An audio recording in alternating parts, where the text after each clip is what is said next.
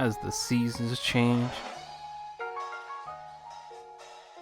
so does the quality of basketball.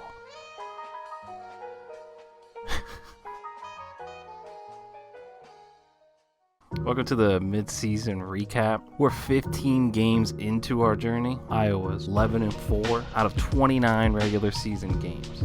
So we're gonna hit these one by one. I'm not gonna go in a ton of detail. The proof is in the pudding. If you have questions or whatever, go ahead and watch those videos, watch them back. A little bit of a viewer's guide to the previous games also. Mid-season recap of the greatest show on earth. I got these tickets, man, for this show right over here in this fat-ass tent. That's like the dopest. Oh, for real? I'm selling for AGs. AGs, damn, who's gonna be there, y'all? Well, jazz is everything. Everything is jazz. The ability to be able to kind of like musicianship amongst people and come up with something out of nothing is jazz. And so jazz is everything. You had the Southern game. Early on, I labeled it the Goon game. It was mucked up early in the first quarter. Clark got injured twice in it, taken out twice in it. It was close until the second quarter, and then she went on to drop 9 straight points, 2 threes, and got fouled on the third one, hit the 3 free throws. Starting the season off 1-0. You could really see why they would schedule a team like Southern as the first game to really give them a look that they'll see later on in tournament games and in other games. Second game on the schedule was Evansville. Clark just goes bonkers.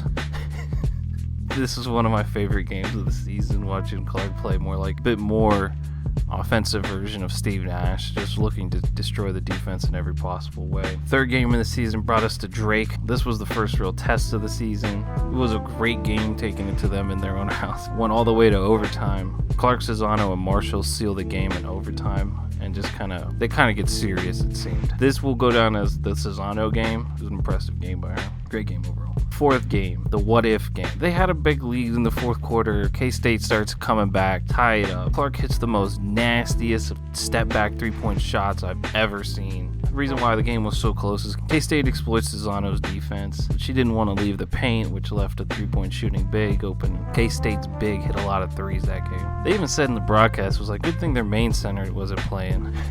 Clark struggled at stretches in this game. The what-if factor was, what was that last play? Was it going to be a Clark Dame Lillard pull-up deep three? Or was the play, as it looked, where Clark was going to draw the defense out of the paint, and that was going to lead to a quick pass to Warnock? Warnock was going to make a quick pass to Cesano for a quick shot, like they like to do. We don't know. So it is the what-if game.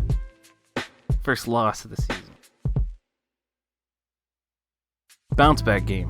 Belmont. This was a fun game too. Clark takes over late. Straight killer instinct. Molly had a really good game too. Overall, big game for Clark. Then we get to the neutral. We get to the Phil Knight Invitational, 2 games. You could really see Clark coming at this point. Oregon State really wasn't fair. Just another massive Clark game. You got to see the huge big for Oregon State kind of forces on him to play more of the pick and pop, knock down mid-range jumpers, which was actually really helpful. Jazz is everything. Which actually was really good for. It was just really good offense. I don't know. It was good to see that Cesano had a bit of versatility than just in the post. She could knock down mid-range. I wish you just saw a little bit more of that this season. Then we get to the next real huge test of the season, the UConn game. You had that incredible GOAT second quarter stretch. UConn's FUD took over in that third quarter and just didn't miss. It was incredible. It was really impressive. Bluter tried everything she could, just wasn't enough. Clark runs out of time as the three-point shot finally defrosts, but too late. It was back-to-back games. Next up, you had back home for NC State. I labeled this is the needed 60 game. That third quarter, she dropped like 6 points and they start to lose. It was solid. It just needed 60 to have a chance to win. NC State didn't back down, wasn't intimidated. They weren't intimidated at all. Like when Clark was having that Steph Curry stretch, they didn't even bother to call a timeout. Like their coach just let it happen, and that was a sign that that NC State was ready. Next up, after back-to-back tough losses, a little bit of a tune-up game. Clark has a triple DZ kind of game against Wisconsin. Made a little 10-minute vid about that. Really fun. After that, big test against Iowa State. This is when Iowa State had Suarez. Suarez was legit. Like, she blocked the hell out of Clark. It was like, oh, Suarez is like legit. Like, she's a real talented player. Like, she's not just big like the Oregon State player. Like, you saw she hit 2 threes. She had some really good defense. Stole a pass off of Clark. Like, it was just Suarez was really good. But Clark and Iowa ended up having a ridiculous third quarter, ending on a 19-2 run. I labeled this the Kate Martin game. She was everywhere doing a little bit of everything that game. Next up, Minnesota. 1 assist shy of a triple-double. Dropped 32 points. Okay field goal percentage, but Cesano and Warnock were really good that game. It was a weird game. Following that, you had the Northern Iowa. Northern Iowa kept it close to the first half, a little pesky of a team. Clark struggled shooting, but Clark, Cesano, and Martin closed the game really well down the final stretch. Next, you had the Dartmouth game, last out of conference game before Christmas break. It was a total tune-up game. Then you had Purdue. This was the Warnock game. Played really well. Hyper efficient. And Warnock, when she's clicking, is super efficient. And then we had the last game, the amazing game at Illinois. This had kind of the blueprint of K-State and NC State, but at 3.0. Cook and Bryant were absolutely incredible. They made some ridiculous shots. I tried looking through their stats throughout the season. This was more of an anomaly. This was more of a Iowa just brings out the best in the other team. Gets their best shot. It was the Cincinnati Bengals, the Kansas City Chiefs effect. It's the Cincinnati Bengals effect. Clark struggled in the second and third quarter.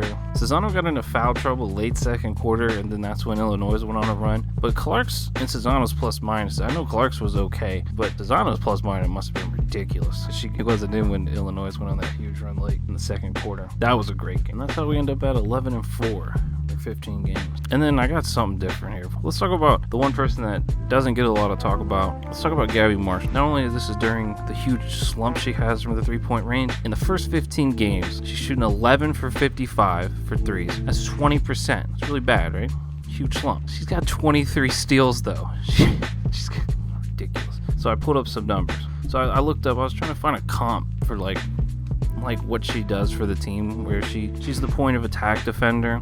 At first I was thinking like Alex Caruso maybe. Not quite like, not the same level of intensity of on-ball defense like of Alvarado for the Pelicans. And my original comp was Raja Bell, but it's the same issue. The one-on-one defense isn't quite as good, but it's more of the other things she does defensively that equate to a ridiculous steal ratio. Also, when you look at the steal to turnover ratio, I mean, we're talking better steal to turnover ratio than Raja Bell or Derek Fisher. While the assists may not be there to the same volume as a Derek Fisher, she's playing with a true point guard, as Derek Fisher played with a more scoring two guard. You may know him as Kobe. You may know him as Kobe Bryant, so it's a little hard to get as many assists. But ridiculous steal turnover ratio. I mean, I'm talking ridiculous. Like, look it up yourself. You can compare the two.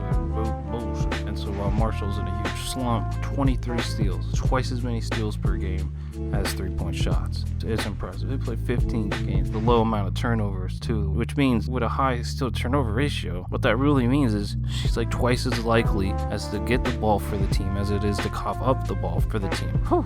That's all you can ask for as a 3-and-D player, to not only that, but to make smart decisions with the ball and not turn it over.